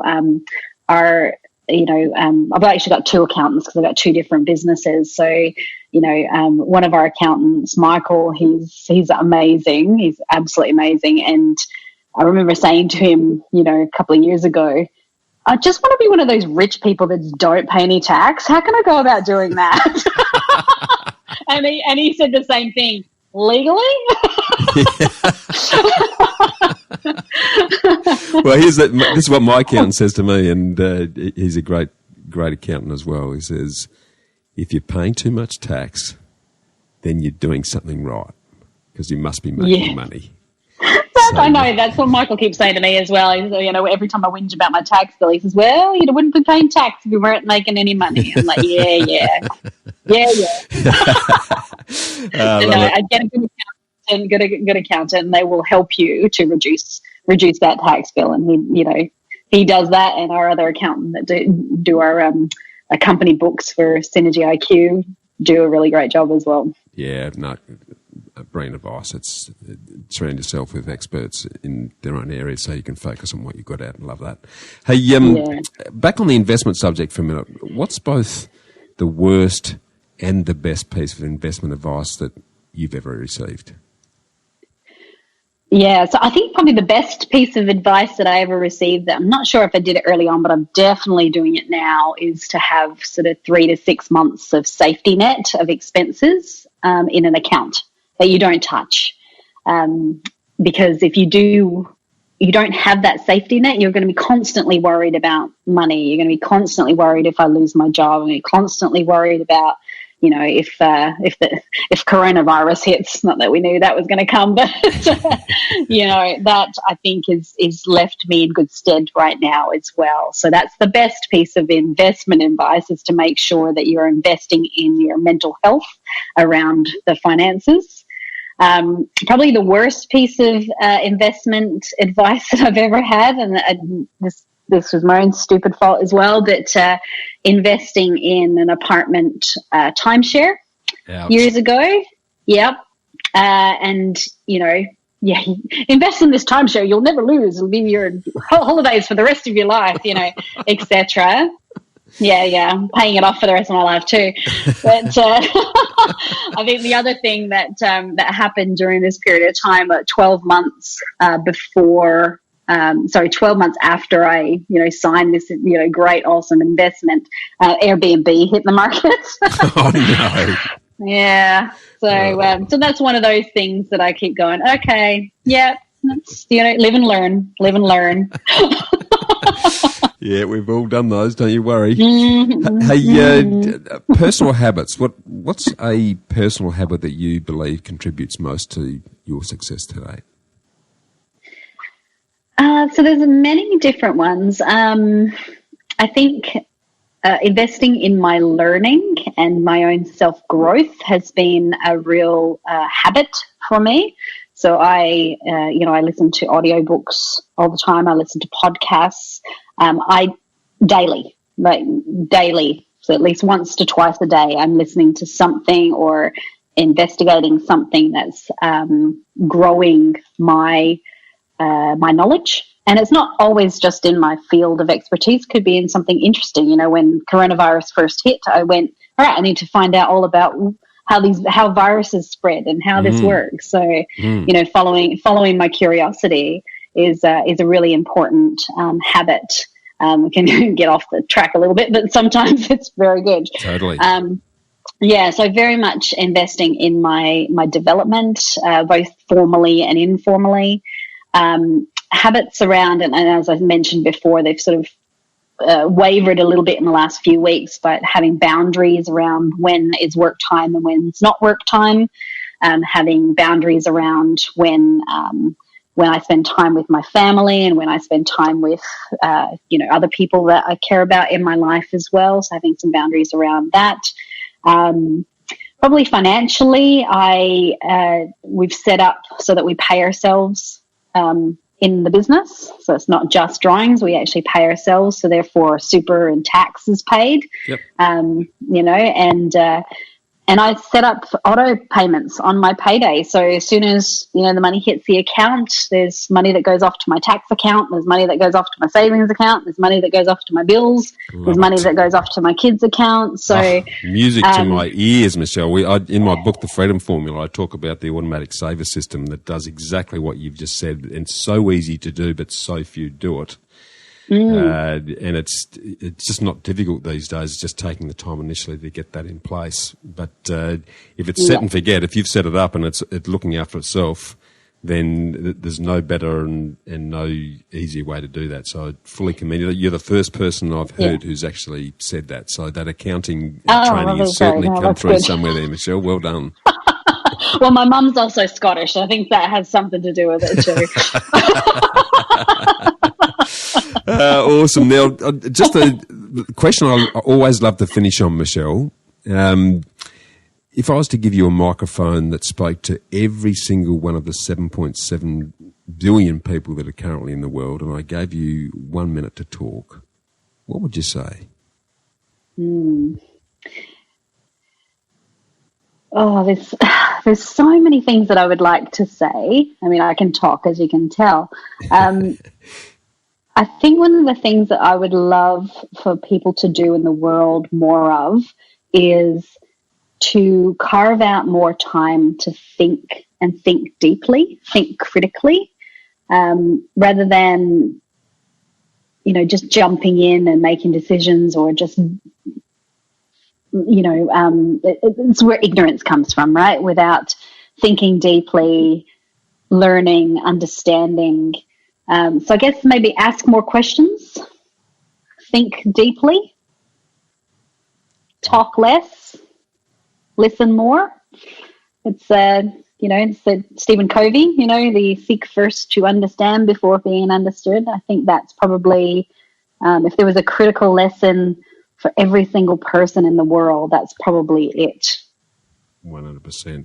Totally agree. I'd love thinking. So I create time to do that. I'm almost a bit selfish in that regard, in carving out time so I can actually think, and the podcasting exercise and thinking about the introductions and how I can sort of assist in making the guests' wisdom more engaging is, I'm doing that every second day of the week now, which is I love doing, but being able to listen is and one of the challenges I have as a podcast host is shutting up and letting the guest talk. So I know it's hard. I think your advice is gold there, is to talk less, listen more, take time to think.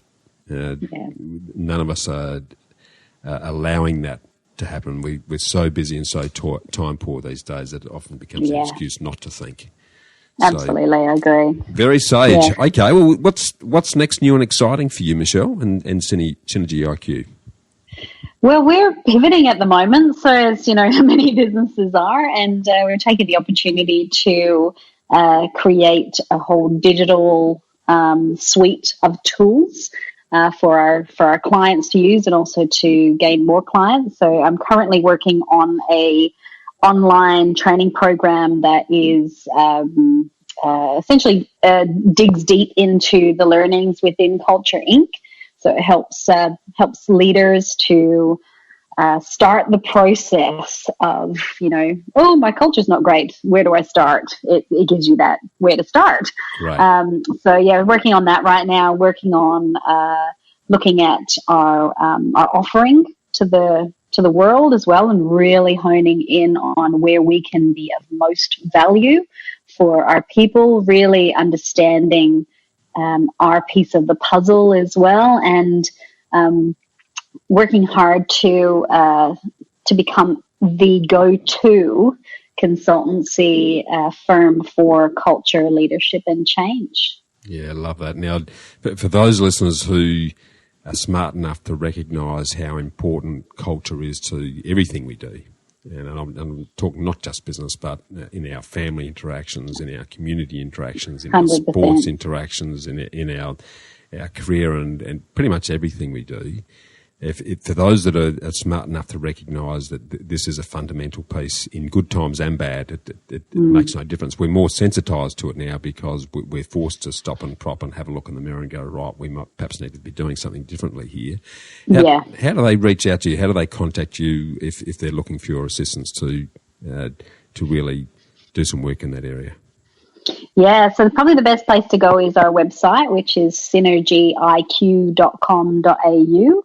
That has the most information on it, and it's got some free resources and also our contact us button as well that you can get in touch with us. We're on all the social medias as well. LinkedIn is great. Please connect with me on LinkedIn. So if you're listening to this and you're interested in connecting, please reach out and connect. I accept 95% of the LinkedIn requests that come through, and I say that because there's some that kind of look a little dodgy, so I don't accept them. But if you look like a real person and you're doing some work, I don't care where you are in the world or what you're doing, I connect with people. So please reach out on LinkedIn and find me. SynergyIQ is on LinkedIn. We do a lot of posting there. We're on Facebook and Instagram. That's kind of, starting up a little bit stronger than it was before. So you'll find us there as well. Or send an email through to us at admin@synergyiq.com.au and we'll be able to point you in the right direction.